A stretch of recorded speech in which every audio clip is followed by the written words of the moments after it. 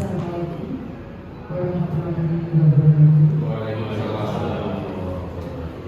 Selamat siang, salam sejahtera untuk kita semua. Yang terhormat Bapak Kepala SMA Negeri 2 Kota Mojokerto, Bapak Dr. Andes Sugeng Wibawa. Yang kami hormati Wakakurikulum SMA Negeri 2 Kota Mojokerto, Bapak Nurul Huda SPD. Yang terhormat Bapak Heri Susanto SPD MM sebagai calon guru penggerak, serta yang terhormat Bapak Ibu Guru SMA Negeri 2 Kota Mojokerto. Puja dan puji syukur senantiasa kita panjatkan kehadiran Tuhan Yang Maha Kuasa yang telah melimpahkan rahmat serta hidayah-Nya kepada kita semua, sehingga pada kesempatan siang hari ini kita bisa bersama bertemu dalam acara diseminasi budaya positif keyakinan kelas oleh calon guru penggerak Heri Susanto SPD MM. Bapak Ibu yang kami hormati, sebelum acara ini dimulai, berikut ini akan kami bacakan susunan acaranya. Yang pertama, pembukaan. Kedua, sambutan Kepala SMA Negeri 2 Kota Mojokerto. Ketiga, sambutan guru penggerak Bapak Heri Susanto SPD MM. 4. Doa. 5. Diseminasi guru penggerak Bapak Heri Susanto SPD MM. 6. Sesi diskusi dan tanya jawab. Dan yang ketujuh, penutup. Bapak Ibu yang kami hormati, acara pembukaan sudah kita lalui bersama. Marilah kita mengikuti acara yang kedua, yaitu sambutan Kepala SMA Negeri 2 Kota Mojokerto. Kepada yang terhormat Bapak Dr. Andes Sugeng Wibawa, disilakan.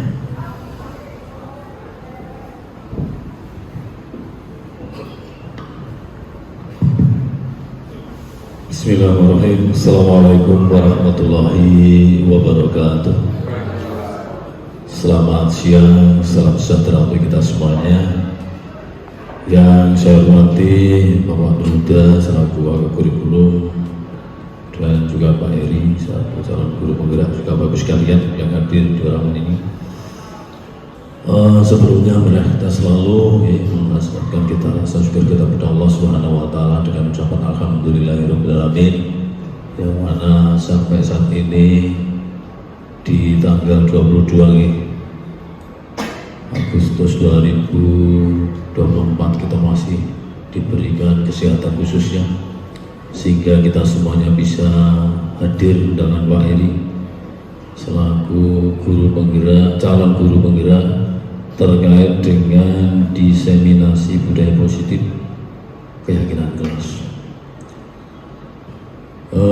Bapak sekalian saya hormati, Pak Heri juga teman-teman semuanya, perlu saya sampaikan bahwasanya lembaga pendidikan khususnya di SMA Negeri 2 Kota Mojokerto harapannya adalah tempat pendidikan anak tidak hanya untuk mencerdaskan siswa, tapi yang paling penting lagi adalah membentuk karakter. Dan karakter ini bisa terbentuk, bisa berhasil ke setiap individu. Ini perlu pembiasaan. SMA Negeri 2 Kota Mojokerto sudah banyak inovasi terkait dengan pembiasaan karakter. Mengapa ini saya sampaikan kalau dihubungkan dengan saat ini yang disampaikan nanti oleh Pak Heri terkait dengan diseminasi budaya positif dan keyakinan kelas. Ini semuanya adalah menuju atau tujuan utama adalah pembiasaan ke peserta didik budaya positif. Contoh yang sudah kita laksanakan misalnya bahwasanya kita masuk jam 6.20. Ini kan biasa. Tidak semua lembaga masuknya jam 6.20.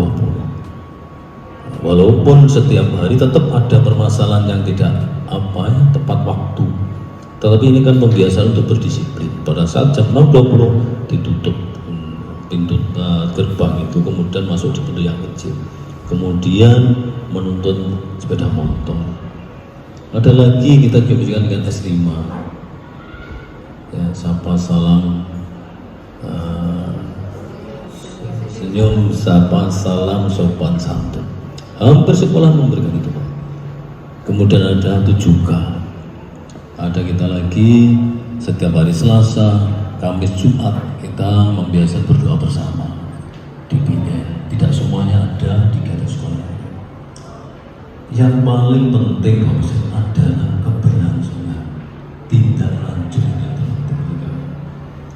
Karena program sebaik apapun, kalau nanti tidak dikerjakan terus-menerus, dan hanya menjadi program saja, menjadi simbolis saja. Contoh juga di kelas-kelas itu mungkin di SMP, di SD sampai di SMP banyak tulisan itu. Tapi apakah pelaksanaan implementasi yang dilaksanakan? Belum tentu. Ini penting sekali. Termasuk program-program nanti dari Jalan Guru, kebetulan di sini ada Pak Dwi, kemudian Pak Uda selaku pengajar praktek dan teman-teman yang lain. Adanya diseminasi ini ada informasi ini.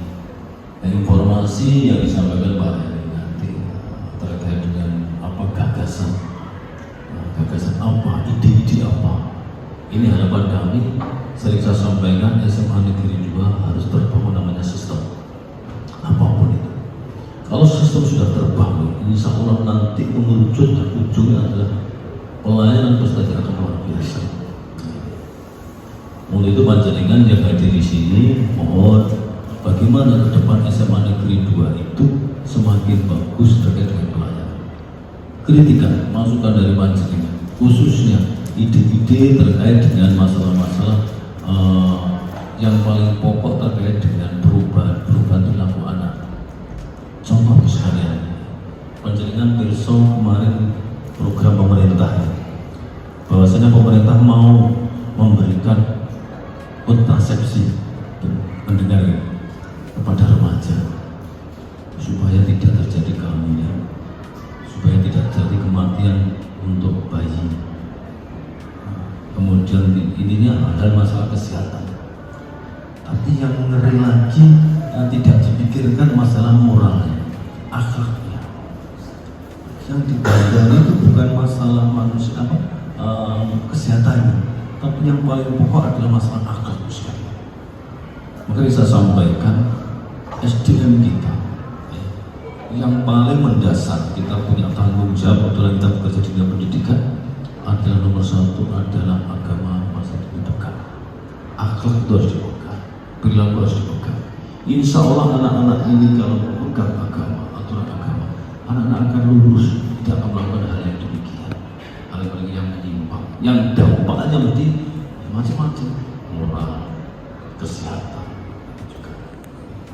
Mari sekalian kita bersama-sama bagaimana khususnya di SMA Negeri 2 Kota Mojokerto ini ke depan akan semakin bagus, sehingga nanti kita pada saat anak-anak setelah keluar dari SMA Negeri punya mental yang bagus, punya moral yang bagus, punya akhlak yang bagus, sehingga insya Allah nanti kalau akhlaknya bagus manusia itu sudah menjadi fondasi.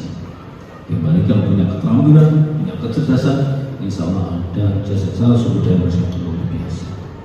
Untuk itu terima kasih Pak Heri terkait acara panjenengan di siang hari ini, dan saya harapkan tidak berhenti di sana saja. Harapannya di ruang ini juga yang nanti di ruang guru, harapan kami semuanya punya ide, Ibu, bagaimana ke depan SMA Negeri. Monggo panjenengan punya ide sampaikan, sehingga nanti kita menjalankan program kita laksanakan supaya ini berdampak ke peserta didik. Dan kita harus peka sekalian terkait dengan perkembangan ini. Sekarang ini dengan perkembangan IT yang luar biasa, yang memagari yang paling kuat adalah satu, ya masalah akhlak. Nah, akhlak itu apa? Ya agama itu harus betul-betul dikerjakan, dilaksanakan, dikerjakan, diamalkan. Insya Allah anak-anak itu kalau agamanya kuat, pasti saya juga akan lurus, tidak akan mudah melakukan hal-hal yang negatif. Sekali lagi terima kasih Mbak Eri sekalian, kehadiran panjenengan. Semoga setiap apapun yang kita laksanakan selalu manfaat, sehingga nanti dampaknya pasti juga baik. Kiranya itu yang bisa saya sampaikan. Mohon maaf atas segala kekurangan. Terima kasih. Assalamualaikum warahmatullahi wabarakatuh.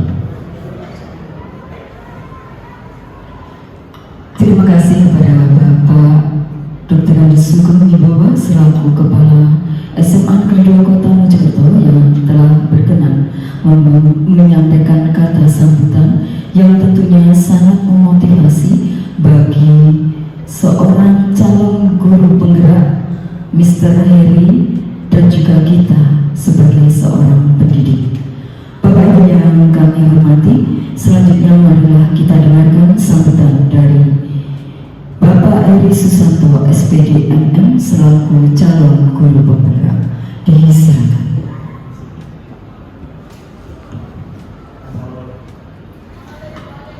Assalamualaikum warahmatullahi wabarakatuh.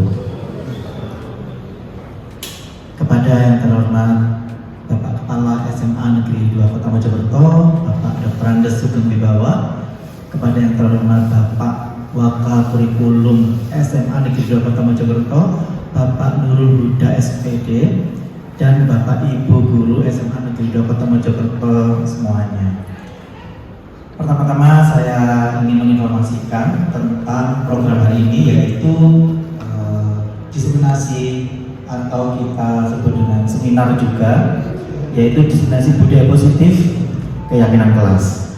Jadi di sini kami selaku calon guru penggerak, kami akan menebarkan informasi khususnya tentang budaya positif keyakinan kelas, yang mana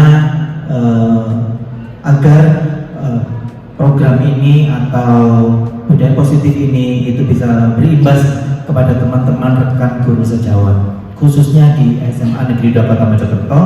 Dan pada umumnya karena kita harus share atau upload di sosial media, itu bisa berimbas juga kepada Bapak Ibu guru di tempat yang lain. Nah, jadi di sini saya selaku calon guru penggerak mengucapkan banyak terima kasih kepada Bapak Sugeng yang selalu mendukung banget program dari Bapak Ibu guru semuanya selaku anak buah di sini, dan khususnya saya selaku guru penggerak atau calon guru penggerak. Dan karena ini adalah program yang merupakan tugas dari BPGP yang kami harus melaksanakan. Jadi setidaknya saya harus memenuhi itu, dan alhamdulillah ada Bapak Kepala Sekolah yang benar-benar mendukung sehingga semangat itu tidak pernah padam begitu ya, selalu berkobar. Dan yang kedua, Pak Huda juga benar-benar mendukung banget dan benar-benar menata semuanya, sehingga ada Bapak Ibu guru yang berada di sini ini juga atas pilihan Pak Huda, karena tidak ada tendensi apapun siapa yang harus berada di sini, siapa yang harus mengikuti dan seterusnya. Dan ini benar-benar ya mungkin Bapak Ibu terpilih gitu ya. Nah, alhamdulillah. Nah, Bapak Ibu, alhamdulillah saya sudah izin Pak Huda dan Pak Sugeng, insya Allah di pendampingan individu yang pertama kemarin, yaitu tentang perumusan visi guru penggerak bersama Bapak Ibu guru untuk berimbas di sekolahnya, dan yang hari ini itu tentang diseminasi budaya positif keyakinan kelas, itu nanti disetujui itu sebagai suatu seminar atau diseminasi yang bisa diterbitkan sertifikat resmi dari Bapak Kepala Sekolah. Mungkin kita bisa berguna untuk di BMM selaku kegiatan resmi atau official dari kegiatan yang ada di sekolah, yaitu pengimbasan untuk perumusan visi guru penggerak dan diseminasi budaya positif keyakinan kelas. Nah, jadi di sini nanti itu saya akan menginformasikan tentang budaya positif keyakinan kelas tersebut secara umum. Setelah itu nanti mungkin saya mohon untuk partisipasinya sekedar aja karena kita dibatasi oleh waktu.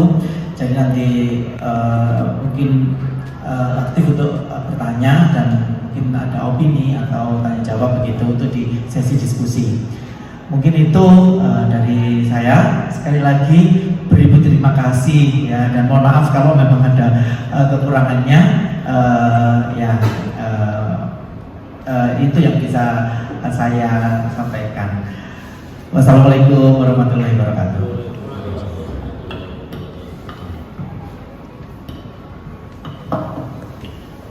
Bapak Ibu yang kami hormati, supaya acara kita hari ini bisa berjalan dengan lancar, untuk itu berkenan memimpin doa Bapak Nurul Huda SPD.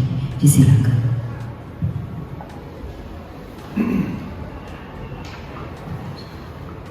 Assalamualaikum warahmatullahi wabarakatuh. Teman-teman, mari kita berdoa dengan harapan kegiatan ini bisa berjalan dengan lancar dan hasilnya bisa bermanfaat bagi kita semua dan bagi siswa-siswi kita. Al-Fatihah. A'udzubillahi minasyaitonir rajim. Bismillahirrahmanirrahim. Alhamdulillah. Iya, alhamdulillah. A'udzubillahi minasyaitonir rajim. Bismillahirrahmanirrahim. Allahumma shalli wa sallim. Alhamdulillahirabbil alamin. Allahumma shalli ala sayyidina Muhammad al-Fatih lima ughliqa khatim lima sabaq. Nasrul haqqi bil haqqi wa la siratal mustaqim wa ala alihi wa sahbihi. Ya Allah, ya Ghaffar, ya Ghafur, ampuni dosa kami semua yang ada di ruangan ini ya Allah. Ya Fatah, ya Razak, ya Khawani, ya Mughni ya Allah. Berilah kami hidayah, berilah kami ilmu ya Allah, berilah kami ketenangan pikiran dan pencerahan hati ya Allah, sehingga kami bisa belajar, kami bisa berdiskusi untuk menentukan hal yang baik yang bisa kami terapkan di kelas kami masing-masing ya Allah. Rabbana atina fid dunya hasanah wa fil akhirati hasanah wa qina adzabannar. Subhana rabbika rabbil izzati amma yasifun wa salamun alal mursalin walhamdulillahi rabbil alamin. Assalamualaikum warahmatullahi wabarakatuh. Terima kasih Pak Huda yang sudah berkenan memimpin doa. Semoga acara kita hari ini berjalan lancar dan bermanfaat. Bapak Ibu yang kami hormati, selanjutnya adalah diseminasi calon guru penggerak Mr. Heri Susanto SPD MM. Disilakan. Oh, putus bersama ya. Bapak Ibu disilakan untuk ke depan. Kita foto bersama dengan Bapak Kepala Sekolah. Assalamualaikum warahmatullahi wabarakatuh. Nah, jadi Bapak Ibu semua, jadi di sini itu sehubungan dengan diseminasi budaya positif keyakinan kelas. Seperti yang kita tahu bahwa di setiap sekolah itu sudah ada peraturan, sudah ada keyakinan kelas, dan juga sudah ada budaya positif seperti yang disampaikan Pak Sugeng, dan tentunya semua sekolah itu sudah memilikinya. Tapi di sini bagaimana ketika kita harus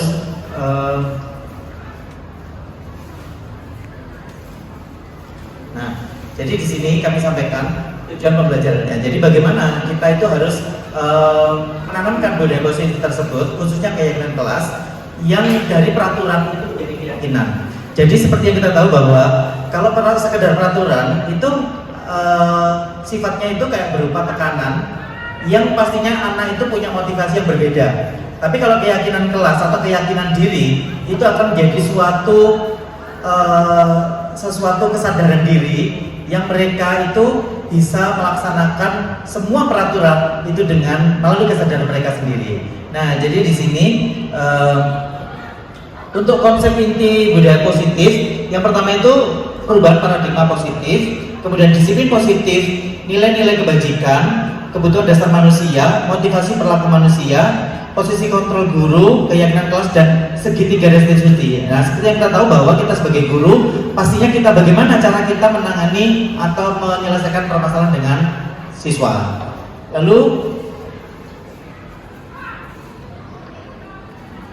nah seperti ini untuk miskonsepsi tentang teori kontrol, yang mana ilusi guru mengontrol murid di sini. Nah, seperti yang kita tahu bahwa ada tipe guru yang mengontrol murid, kemudian kritik dan merasa bersalah, mampu menguatkan karakter, kemudian bahwa semua penguatan positif, efektif, dan bermanfaat, sama ilusi bahwa orang dewasa berhak memaksa. Nah, jadi ini suatu paradigma yang mana kita harus berubah semuanya dengan paradigma baru.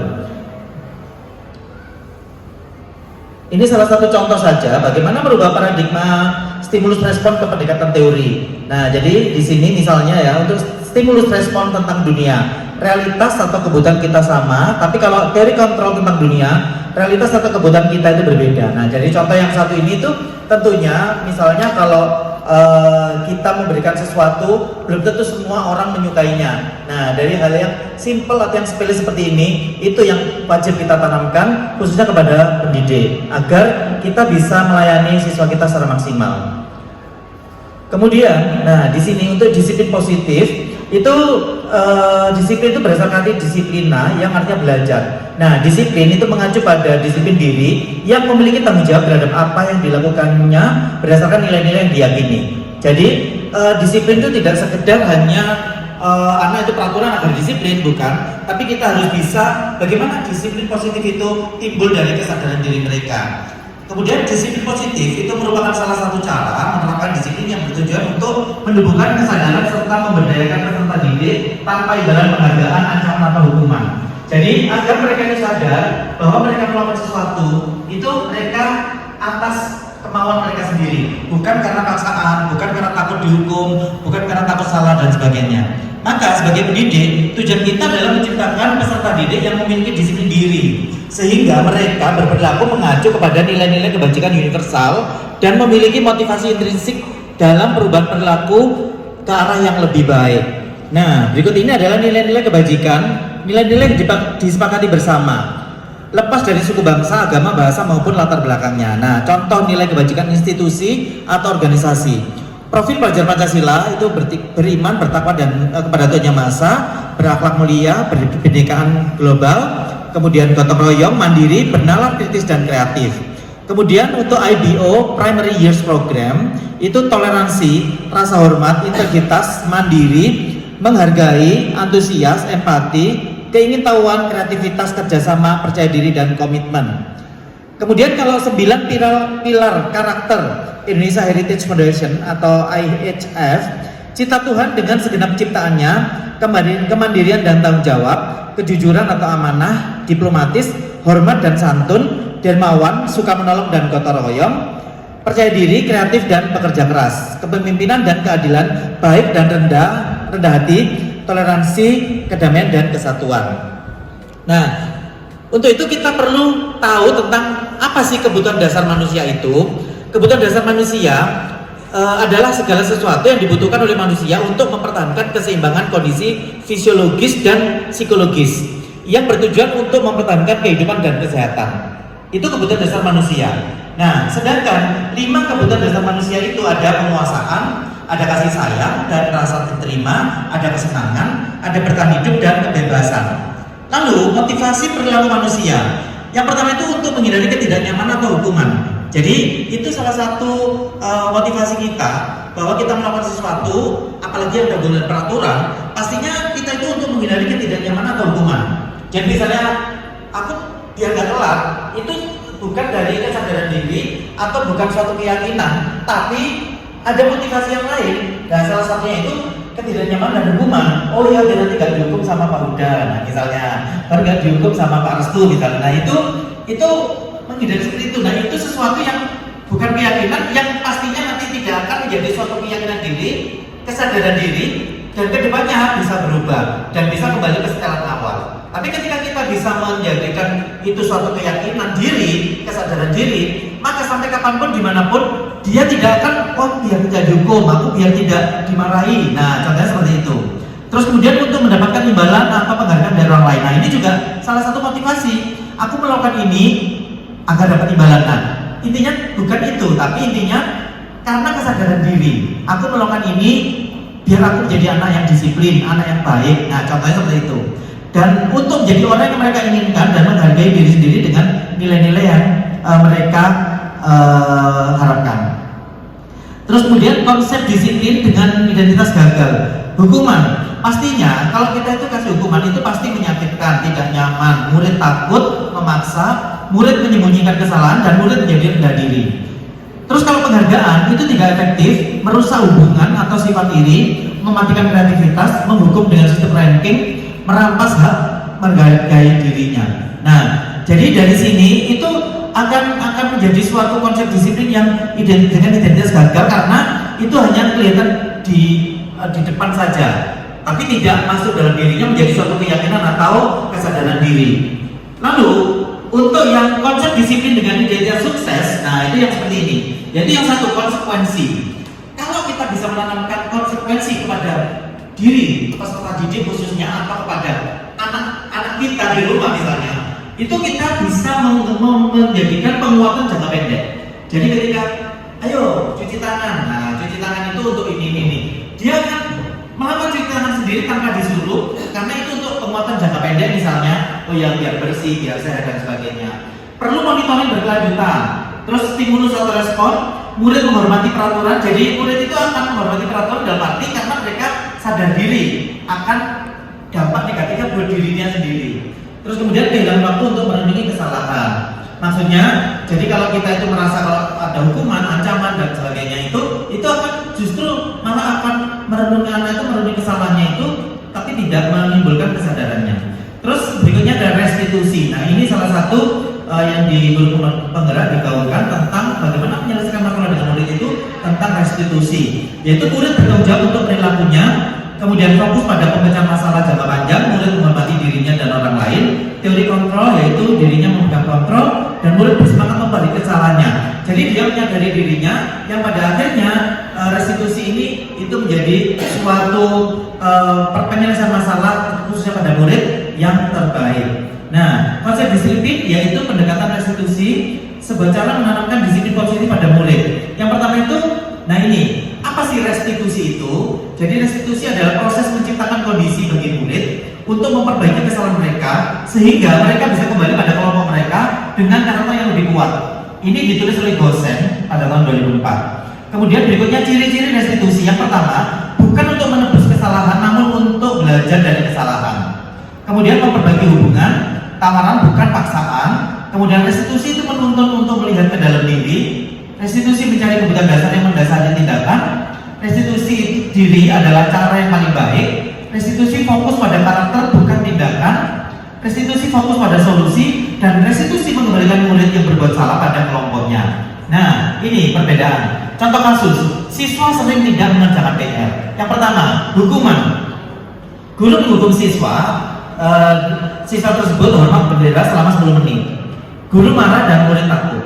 Ini kalau sifat hukuman. Kalau konsekuensinya, guru memberikan konsekuensi untuk mengerjakan PR-nya saat istirahat atau dikerjakan sebanyak 3 kali lipat. Dan guru tegas dan siswa menghormati peraturan. Nah, kalau restitusi, guru menanyakan keyakinan kelas atau dirinya dan membentuk siswa menyelesaikan masalahnya, membantu siswa untuk menyelesaikan masalahnya. Dan guru terbuka dan siswa menghormati dirinya dan orang lain. Nah, 5 posisi konkret restitusi yaitu 1. Nah, ini adalah tipe-tipe atau model pendidik. Yang pertama itu penghukum. Yang kedua itu pembuat rasa bersalah. Yang ketiga itu sebagai teman. Yang keempat pemantau dan manajer. Nah, diupayakan atau diutamakan pendidik itu sebagai manajer. Kalau sebagai penghukum, misalnya ada murid yang salah, itu selalu menghukum. Ya seperti itu yang menghukum. Tapi kalau pembuat rasa bersalah itu, kamu tahu nggak? Ketika kamu lakukan ini, itu kamu salah. Jadi kayak menuduh anak, walaupun dia memang salah, tapi kayak semakin ditebalkan bahwa dia itu salah. Nah itu pembuat rasa bersalah. Itu yang efeknya itu jelek banget ke depan buat si anak. Terus kalau teman, ini juga bagus. Misalnya, oh ya, yuk kita ngerjakan ini bareng bersama, yuk. Kan kamu nggak bisa ini. Itu bagus, tapi dampaknya juga ada dampak negatifnya, yaitu ketika si anak ini malah kayak ketergantungan, terus dia juga manja dan sebagainya. Terus pemantau, tipe pemantau itu tipe yang menyelidiki. Misalnya begini, kamu salah, kamu tahu nggak? Itu ada di peraturan nomor bababa, kamu salah. Terus kemudian kamu tadi tidak ini. Nah, pokoknya intinya itu kayak dikuatkan dengan bukti-bukti. Itu tipe pemantau. Nah, kalau manajer itu cenderung kita itu memimpin dia bahwa kamu tadi katanya memukul temanmu. Iya. Apa yang kamu lakukan tadi? Coba sih ceritakan kepada bapak atau ibu. Iya, tadi saya memukul teman saya, namanya A. Terus dia ini, lalu gimana? Oh, terus gimana anaknya? Anaknya menangis. Terus anaknya sedih nggak? Iya. Terus menurutmu gimana? Itu, ya itu saya bersalah. Nah, jadi intinya itu kita menggiring dia. Kita itu sebagai manajer, kita itu menguasai dia, tapi menguasainya itu dengan cara agar dia sendiri yang mengakui, dia sendiri yang membuka semuanya. Akhirnya dia sendiri yang menyelesaikan masalahnya. Akhirnya restitusi ini di akhir dia bilang, terus gimana untuk selanjutnya? Sehubungan dengan keyakinan kelas, iya, saya mengakui bahwa ini tidak sesuai dengan keyakinan kelas kita dan saya bersalah. Terus apa yang kamu lakukan dengan tindakan kamu? Saya akan minta maaf pada si A dan saya tidak akan melakukan perbuatan ini lagi. Nah, akhirnya timbul suatu kesadaran diri dan keyakinan diri seperti itu untuk yang manajer. Berikutnya contoh penerapan 5 posisi kontrol restitusi, yaitu kasus siswa tidak memakai atribut lengkap saat upacara bendera. Kalau penghukum, patuhi aturan sekolah, lalu berdiri di depan barisan misalnya. Terus kalau tim pemantau, kamu sudah melanggar, apa peraturan dan konsekuensinya? Nah, disebutkan bukti-buktinya. Kalau membuat rasa bersalah, berapa kali Pak Guru harus memberitahu kamu? Pak Guru kecewa sama kamu. Nah, itu yang tipe membuat anak merasa bersalah. Kemudian kalau teman, ayolah yang tertib, buat Pak Guru bangga. Kali ini tidak apa-apa kamu salah, tapi lain kali. Nah, jadi kayak ya namanya sebagai teman itu kita tetap sabar juga. Nah, tapi kalau manajer, apakah kamu tahu kesalahanmu? Kira-kira bagaimana kamu akan memperbaiki kesalahan ini? Nah, jadi sebagai restitusi, dia akan berusaha untuk menyelesaikan sendiri, tapi atas pantauan kita, dan dia akan menyadari bahwa hal itu buruk atau itu salah. Nah, jadi keyakinan kelas, mengapa keyakinan kelas? Mengapa tidak peraturan kelas saja? Jadi peraturan itu bagus, tapi sebaiknya itu keyakinan. Nah, jadi di sini contoh, ada 2 contoh. Yang pertama itu mengapa kita memiliki peraturan tentang penggunaan helm pada saat mengendarai kendaraan bermotor. Jadi ketika kamu kalau misalnya kalau peraturan pakai helm agar tidak ditangkap, agar tidak didenda, agar itu suatu peraturan. Jadi dia pakai helm itu motivasinya berbeda. Karena peraturan, takut sama polisi, takut dimarahi, bahkan takut dimarahi orang tua kalau nggak pakai helm, takut didenda dan sebagainya. Tapi ketika keyakinan bahwa apa sih? Kenapa kita pakai helm itu? Nah, keyakinannya adalah keselamatan, keamanan, ya, dan seterusnya. Itu anak tidak akan punya motivasi dari peraturan tersebut, tapi punya motivasi dari diri sendiri. Misalnya, kenapa masuk sekolah itu harus tepat waktu dan tidak terlambat? Pastinya agar saya bisa mengikuti pelajaran dari awal. Terus saya bisa, nah contohnya seperti itu. Terus yang kedua itu mengapa kita memiliki peraturan tentang penggunaan masker dan mencuci tangan setiap saat. Jadi agar tidak, kalau di tempat umum didenda, dan seterusnya. Tapi ketika kita mempunyai keyakinan diri dan punya kesadaran diri, akhirnya timbul secara natural bahwa oh iya, aku pakai masker biar selamat, biar sehat, biar aman, ya dan sebagainya. Misalnya sakit, dia flu, dia pakai masker, otomatis biar aku tidak menulari temanku, orang lain. Nah, itu suatu keyakinan. Jadi bukan berarti ketika dia ada kalau aku sakit kamu pakai masker, itu sih aku nggak enak pakai masker ini apa misalnya gitu, panas dan sebagainya. Ya memang berat dan panas, tapi demi keselamatan, demi keamanan. Nah, contoh seperti itu yang perlu kita tanamkan. Nah, sekarang kegiatan membuat keyakinan kelas ini sudah saya lakukan kemarin karena ini salah satu syarat juga. Guru bersama siswa membuat keyakinan kelas kemarin karena saya wali kelas 12C1 dan guru bahasa Inggris di 12C1, maka sudah saya perhatikan kemarin dan sudah ada rekaman video yang durasinya itu memang minimal total nanti itu harus minimal 2 jam. Nah, jadi seperti itu ya Bapak Ibu ya tantangannya kita. Nah, sebentar lagi nanti Bapak Ibu yang lain. Kalau Pak Dwi sudah lulus, alhamdulillah. Dan Pak Huda sudah melampaui anak didiknya, maksudnya tadi sebagai pengajar praktik sama Bu Ria dan Bu Ami gitu ya. Nah, ini kemarin salah satu contoh-contoh gambar yang di sini itu kemarin foto saya membuat keyakinan bersama Nana dan ternyata memang anak-anak itu senang. Anak-anak peraturan peraturannya gimana? Dilarang, misalnya dilarang merokok di kelas, dilarang mengganggu temannya ini. Rata-rata kamu dilarang jangan, tidak gitu. Akhirnya bagus ini anak-anak. sekarang kita rubah jadi keyakinan kelas. Kalau misalnya dilarang merokok di kelas misalnya, satu, itu mengganggu kesehatan yang lain. Kedua, kesehatan dirimu. Terus tentang mengganggu meminjam barang orang lain. Nah, akhirnya menjadi kalimat positif. Nah, itu untuk keyakinan kelas. Dan anak-anak bisa membuat sendiri dan itu yang kita tanamkan sejak awal. Nah, ini kalau ditanamkan dari SD kan guru penggerak oleh dari TK ya. Pastinya nanti anak-anak dari TK itu sudah dibentuk untuk keyakinan diri. Nah, bagaimana pembentukan keyakinan kelas itu lebih abstrak daripada peraturan. Sedikit saja biar mudah diingat. Terus berupa pernyataan universal. Terus kemudian dapat diterapkan di kelas. Bersedia meninjau kembali keyakinan kelas dari waktu ke waktu. Jadi terus diupdate begitu. Terus dibuat dalam bentuk positif. Jadi bukan jangan, dilarang. Pokoknya yang kalimat bukan kalimat negatif. Terus semua warga kelas hendaknya ikut berkontribusi dalam pembuatan keyakinan kelas. Jadi misalnya kayak tadi, datang tepat waktu. Jadi jangan datang terlambat atau dilarang. Bukan yang itu peraturan. Tapi kalau keyakinan kelas, datang tepat waktu. Nah, nanti anak-anak itu akan tergiring sendiri pikirannya. Datang tepat waktu, oh iya, biar aku bisa mengikuti pelajaran dari awal, biar aku tidak rugi karena ketinggalan pelajaran dan sebagainya. Terus ini segitiga restitusi yang pertama, jadi itu hanya sekedar gambar tapi kabur karena ini downloadan gitu ya. Nah, tapi di karangan di kiri itu menstabilkan identitas. Jadi di situ itu kita semua akan melakukan hal terbaik yang bisa kita lakukan. Menstabilkan identitas itu misalnya, oh ya, banyak kok anak-anak yang melakukan hal yang seperti ini. Jadi kamu gak usah khawatir. Biasanya kan anak itu bohong karena dia merasa gak mencuri ini. Tapi kita menggiring dia itu dengan cara menstabilkan identitas. Nah, contoh-contoh tadi itu, oh anak-anak banyak kok anak yang seperti ini. Jadi gak masalah, itu sudah normal kayak gitu. Nah, coba sini. Nah, itu menstabilkan identitas, memberi ketenangan. Terus validasi tindakan yang salah. Jadi semua perilaku memiliki alasan. Jadi, oke, coba sih kamu ceritakan ke bapak. Apa sih yang terjadi tadi itu sampai A itu kok menangis, terus nangis seperti itu, terus dia akan bercerita, terus itu dari versinya dia. Yang tentunya kita juga klarifikasi ke si A yang tadi menangis itu.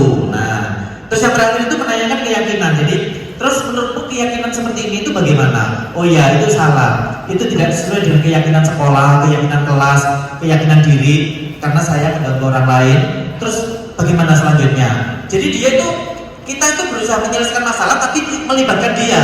Jadi bukan dia diam terus kita yang kamu salah, kamu ini, kamu saya hukum. Maksudnya bukan seperti itu. Jadi akhirnya menjadi suatu keyakinan diri selamanya untuk jangka panjang. Nah, jadi akhirnya oh ya, saya tidak akan mengganggu lagi. Saya akan minta maaf kepada si A, dan seterusnya. Nah, oke.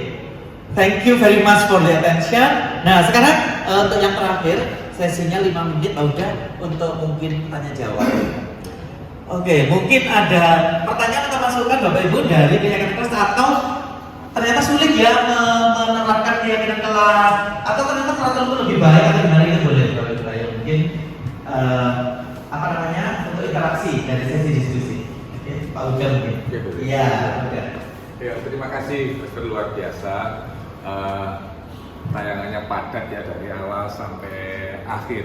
Saya akan melihat di disiplin positif ya. Disiplin positif itu diharapkan siswa menyadari dengan diri sendiri, dengan secara dari dalam hatinya. Ya. Tapi kenyataan di lapangan agak sulit, Master. Mungkin ada tip ya, tip di mana siswa seperti itu yang kami alami untuk menuju ke sana mereka harus ada tahap hukuman dulu, tahap hukuman dulu, baru nanti mereka menyadari sendiri. Mungkin dari Mister ada tip yang kita tanpa hukuman sudah bisa langsung ke penyadaran diri. Terima kasih. Terima kasih Pak Huda atas pertanyaannya. Nah, bagus banget pertanyaannya ini ya. Dan ini adalah salah satu pertanyaan saya waktu itu bersama instruktur. Dan benar Pak Huda, tadi kan sudah saya tanyakan ada 5 macam bentuk kebiasaan guru dalam menyelesaikan masalah atau disiplin positif. Yang pertama tadi kan ada tipe penghukum, tipe pemantau dan sebagainya itu. Terus diusahakan atau disarankan kita itu yang tipe manajer, walaupun tipe teman juga bagus. Terus saya bilang, menurut saya itu tergantung konteks dan situasi. Nah, jadi gini Pak Uda, karena kita tahu kita itu kan mengajar di SMA, beda dengan ketika mengajar di TK, SD. SMP agak peralihan. Nah, kalau di SMA, anak itu sudah bisa berpikir sendiri. Terus ada ketika anak yang kalau anak SDT kan mudah kita penggiringnya itu. Nah, bagaimana dengan SMA? Nah, ternyata Pak Uda, ketika kita itu dari 5 tadi itu bukan ada kata tipe penghukum itu jelek, yang paling buruk, yang bukan. Tapi itu disebutkan tipe-tipenya dan hanya disebutkan tipe terbaik atau diusahakan kita itu sebagai manajer. Nah, akhirnya saya memutuskan, maksudnya saya gini, berarti lihat kondisi. Karena saya sendiri juga mengalami dan saya sendiri juga menerapkan. Maksudnya begini, di tipe, nah beberapa kali ya Pak Uda, termasuk di sekarang ini 12C1, yang sebelumnya itu 12 IPA 1, sebelumnya lagi 12 IPA 2, itu anak-anak yang sulit dikontrol. Tapi Pak Uda sebagai saksinya, alhamdulillah anak-anak itu bagus semua dan sukses. Anak-anak yang IPA 2 dan IPA 1 kemarin itu, dan yang sekarang insya Allah beda. Bapak Ibu bilang, oh ya 12C1 sekarang perubahannya agak beda ya. Jadi memang anak yang dari 1.400 anak atau 1 kelas 36 itu enggak semua itu bisa tipe di model penghukum, enggak semua tipe pemantau dibuat memantau kita, enggak semua manajer itu. Nah, kalau anak yang super itu enggak bisa tipe model manajer model. Jadi kita model yang penghukum itu anak yang ini misalnya 5, yang model kita hukum itu ini, terus yang ini model ini. Nah, jadi akhirnya itu bukan misalnya yang ini bersalah semua, dihukum semua sama, bukan. Jadi kita lihat, oh yang ini ternyata begini, nanti dihukum. Kamu nanti menghadap Pak Uda, kamu nanti ini. Ada hukuman. Karena dia memang tipenya, kalau dibegitukan, dia baik. Nah, makanya kan ada orang tua atau zaman dulu bilang, zaman kita dulu dipukul, mungkin Bapak Ibu ngalami ya. Saya nggak tahu ya, mbak yang muda-muda ini enggak ada ya. Jadi kuku di sini, oh itu dipukul, terus nggak bisa ini, itu dilempar penghapus, dilempar itu ada zaman dulu. Nah itu bagus, maksudnya itu kita nurut kita ini. Nah itu hukuman apa? Tapi kalau zaman sekarang itu beda. Nah akhirnya kita bagaimana cara kita menyikapi. Nah mungkin jawaban saya seperti itu Pak Uda. Jadi nggak semua dihukum, tapi nggak juga semua dimanajer. Karena apa? Kalau anak yang model kayak itu, kalau kayak galang, nggak bisa itu kalau nggak dihukum. Kalau dihukum dia bisa seperti itu, tapi kalau di manajer ya ngewes gitu ya, akhirnya kembali ke keterangan awal. Tapi kalau anak yang tipe biasanya baik, tapi begitu ada sesuatu dia ini, nah kita cari di restitusi cepet, karena dasarnya memang dia bagus gitu loh. Jadi kita manajer udah oke. Nah itu Pak Uda, terima kasih pertanyaannya. Yang lain mungkin kita 3 Pak Dwi, silakan Pak Dwi. Pak ini suruh, karena saya juniornya gitu ya. Terima kasih Pak Heri, jadi menarik sekali menyambung dari Pak Uda. Disiplin positif itu memang sangat perlu di sekolah kita. Kemudian solusi-solusi dari Pak Heri juga tadi luar biasa, tidak semua siswa harus ditindak sebagai manajer gitu Pak ya. Iya. Kalau menurut Pak Heri, untuk anak-anak yang ada sesuatu itu lebih baik setiap individu guru kan mesti punya permasalahan terhadap suatu siswa. Itu lebih baik guru itu menyelesaikan sendiri dengan beberapa metode tadi, entah itu disiplin positif atau penghukum dan sebagainya, atau mungkin terlibat sekolah, mungkin kebijakan sekolah untuk apa ya istilahnya, mendata. Atau kalau saya misalnya di C1 itu kan juga dalam tanda kutip luar biasa namanya. Menurut saya alangkah lebih baiknya ada suatu informasi, dan informasi itu tidak hanya saya, soalnya kalau disiplin positif menurut saya kalau hanya individu guru itu kurang. Lebih baik barangkali setuju Pak Heri, pertama komunikasi dengan wali kelas otomatis, kemudian BK, dan mungkin guru-guru yang ada di itu mungkin bisa jadi ketika ada disiplin positif dari sebuah guru, itu seorang guru itu ngeling ke yang lain, sehingga posisinya anak ini sudah ditangani oleh si A atau si B, kemudian terrekod. Jadi ketika kelas, memang untuk kelas SMA ini luar biasa, untuk budaya positif itu bagus dimulai sejak dini, karena itu kan long term, jangka panjang ya. Itu kalau ke jangka panjang kan harus kebiasaan ya. Kalau sudah SMA ini memang susah. Tetapi mungkin kalau kita berkolaborasi dengan semua stakeholder, jadi informasi itu tidak hanya disiplin positif itu tidak hanya satu guru, tapi beberapa guru tapi terintegrasi, informasinya nyambung gitu. Saya melaksanakan konsekuensi terhadap siapa, yang lain juga mungkin kalau tahu mungkin bisa lebih membantu sehingga komprehensif untuk penanganan. Saya rasa untuk anak-anak ini kan pasti itu saja. Tapi ketika informasi itu nyambung, connected dengan guru yang lain, insya Allah mungkin itu pendapat saya Pak Heri, lebih cepat. Gitu menurut Pak Heri bagaimana individu apa di sekolah? Terima kasih Pak Dwi ya dari pertanyaannya. Jadi gini, yang saya diseminasikan adalah keyakinan kelas. Jadi budaya positif, keyakinan kelas. Di sini itu peran wali kelas yang pertama, dan yang kedua itu peran guru. Guru di sini itu maksudnya guru bidang studi yang misalnya di durasi 1 itu ada 15 guru, ada 1 wali kelas.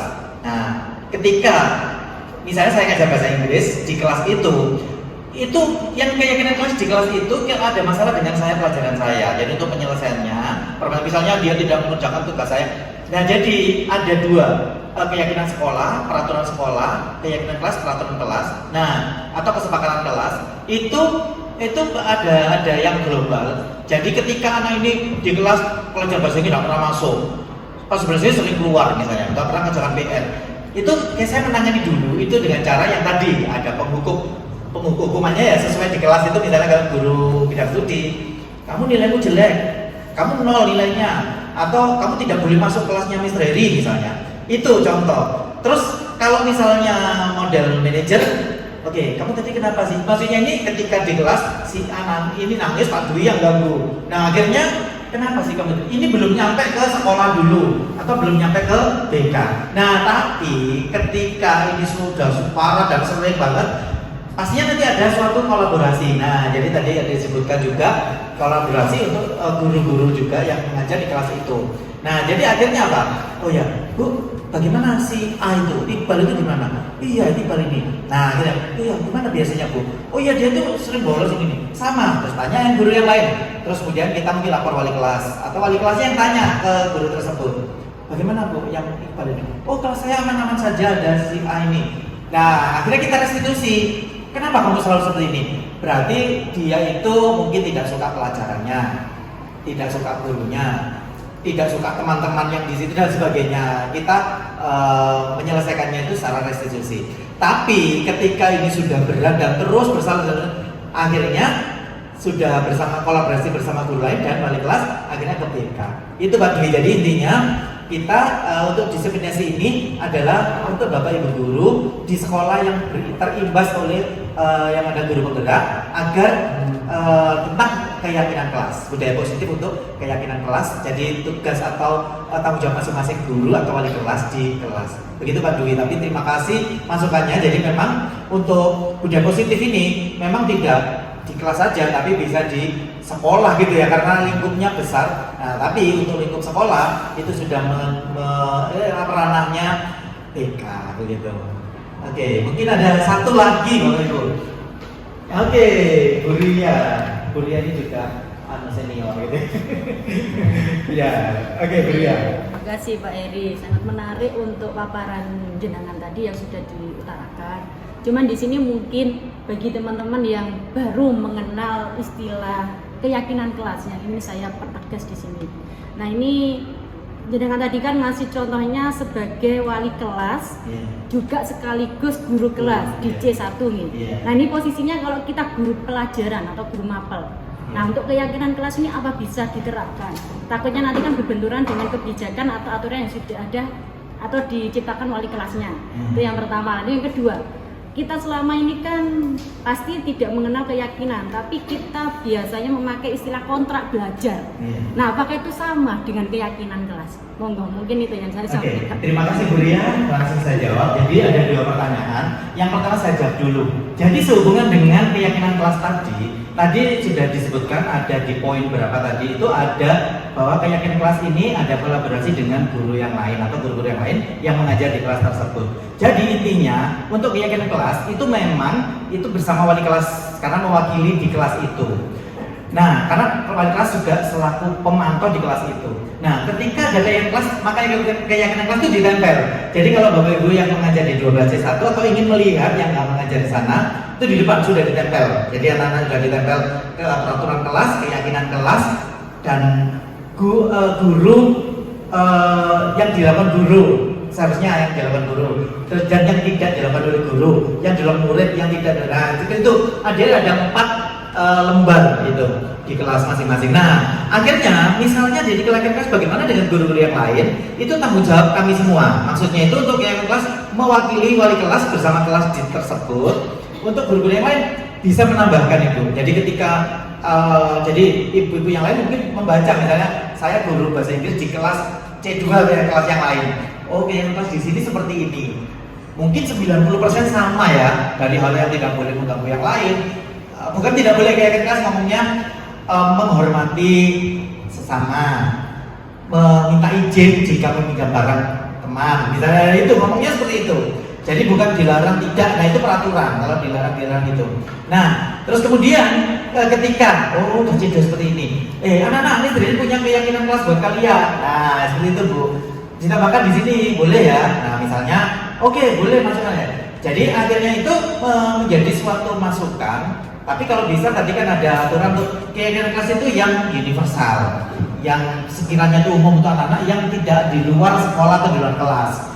Terus kemudian tentang apa yang udah diingat juga, misalnya masuk kelas tepat waktu, nah makan, membuang sampah pada tempatnya. Nah, contohnya seperti itu. Jadi dilarang membuang sampah sembarangan itu peraturan. Tapi sekarang itu kalau bisa diubah jadi keyakinan itu membuang sampah pada tempatnya. Nah, seperti itu kalau dari kecil, anak-anak dari kecil. Kalau kita memang kayak dari SMA agak aneh gitu ya. Tapi kalau dari kecil, dari TK, membuang sampah pada tempatnya, itu anak-anak sudah membuang sampah pada tempatnya. Kalau dilarang, itu akan semakin kayak kita itu, anak itu kayak, oh biar tidak dimarahin, biar gitu loh. Akhirnya beda apa sih? Hanya kalimat. Mungkin berarti itu juga ya bahasa Indonesia kan dari kalimat, tapi akhirnya menimbulkan suatu impact yang besar gitu ya. Kadang-kadang dari contoh lagi kalau iklan, jangan menoleh ke kanan, malah kita noleh gitu loh. Di fotokopi apa warung apa, jangan menoleh ke kanan, malah kita noleh gitu ya. Nah itu ya. Jadi membuang sampah pada tempatnya ya pastinya kalau membuang sampah di tempatnya. Tapi kalau jangan membuang sampah sembarangan, tanpa dibuang sembarangan. Nah, contoh itu permainan bahasa aja. Terus kemudian itu yang kedua, itu tadi kan Bu Ria bilang kalau tentang kontrak itu kan sama dengan kesepakatan kelas. Nah, ada peraturan kelas atau peraturan sekolah itu sama ya. Tapi kelas itu lingkupnya karena kita sebagai guru, jadi peraturan kelas, keyakinan kelas gitu. Jadi ada peraturan, ada keyakinan dan ada kesepakatan dan keyakinan. Nah, itu beda. Kalau peraturan yang tadi sudah saya sebutkan itu, terus kalau kesepakatan itu kesepakatan bersama, jadi dari keyakinan itu sepakat tidak apa yang kita lakukan ini. Terus anak-anak membuat kesepakatan itu sendiri. Oke anak-anak, atau misalnya kita Zoom atau kita rapat ini. Oke, keyakinan kesepakatan kita bagaimana ini? Nah, kesepakatan kita HP dimatikan apa gitu. Nah, itu suatu kesepakatan atau kontrak di awal tentang HP harus dimatikan apa. Nah, itu berbeda dengan keyakinan. Kalau keyakinan mematikan HP selama pelajaran. Nah, atau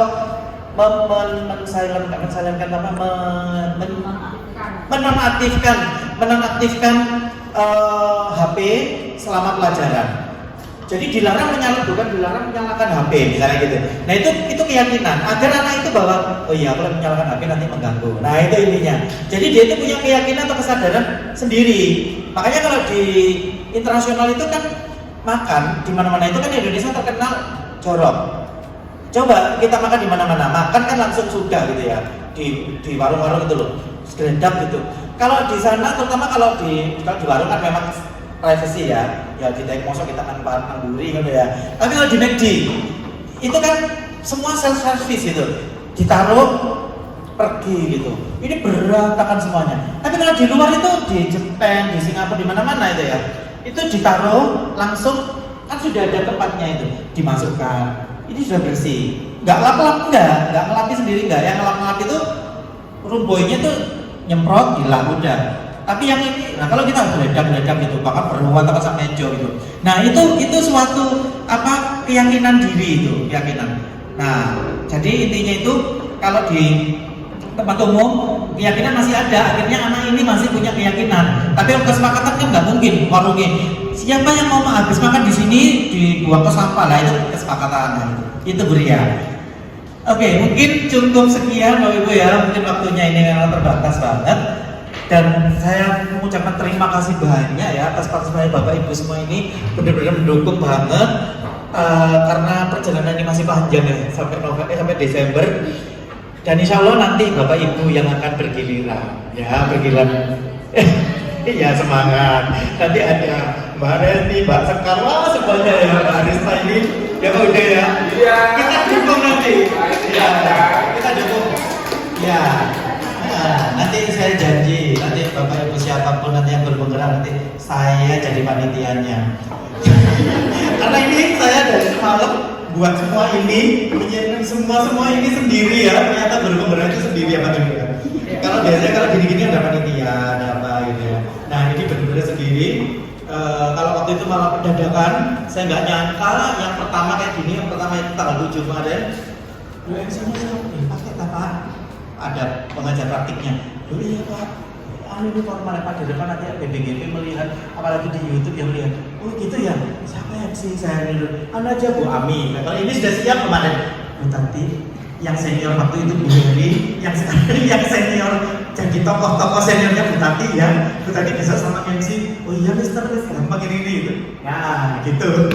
Jadi nanti semua Bapak Ibu akan merasakan bagaimana guru penggerak. Bagaimana ketika kita menjalani sebagai guru penggerak. Semoga semuanya tetap semangat, sehat gitu ya. Dan saya semoga tambah semangat. Tapi Pak udah keren banget loh dukungannya sama Pak Sugeng itu. Bener-bener saya itu semakin semangat. Aduh, ngumpulin orang minimal 10, terus harus buat ini buat itu. Dan ini belum tugas-tugas yang lain dan sebagainya. Wah ternyata Pak Uda benar-benar kooperatif, Pak Sugeng oke gitu. Nah seperti itu. Jadi akhirnya ya semangat juga gitu ya. Ya Bapak Ibu nanti juga seperti itu ya. Semoga juga semangat dan sukses. Oke demikian satu kali mungkin refleksi Bu Ami, refleksinya Bu Ami terakhir 1 menit nggak apa-apa. Iya, Bu Ami ini seniornya gitu ya. Ya, silakan kami. Ya, terima kasih. Jadi ini dari diseminasi yang telah diselenggarakan Pak Heri ini sangat menarik, ya sangat menarik karena ini untuk pembiasaan siswa itu memang tak mudah. Walaupun sekolah itu sudah menyelenggarakan sedemikian rupa, ketertiban sudah dibentuk dan sebagainya, tapi seakan selalu ada. Tentunya dari sistem apapun yang kita buat, tujuannya adalah untuk kebaikan dan yang penting kerjasama dari semuanya itu tentu nanti akan menghasilkan hasil yang diharapkan. Dan semoga nanti kedepannya siswa kita pembiasaan baiknya bisa dilaksanakan dan didukung oleh seluruh elemen guru dan siswa. Mungkin itu ya. Oke, terima kasih. Ya. Oke, sekian Bapak Ibu semua. Terima kasih sekali lagi. Selamat bekerja dan selamat berjuang dan semangat terus buat Bapak Ibu yang muda-muda terutama. Wassalamualaikum warahmatullahi wabarakatuh. Bapak Ibu yang kami hormati, demikianlah keseluruhan acara diseminasi budaya positif keyakinan kelas oleh calon guru penggerak Bapak Heri Susanto SPD MM. Saya selaku pembawa acara mohon maaf apabila ada kata-kata yang kurang berkenan. Saya akhiri, terima kasih atas perhatiannya. Wassalamualaikum warahmatullahi wabarakatuh.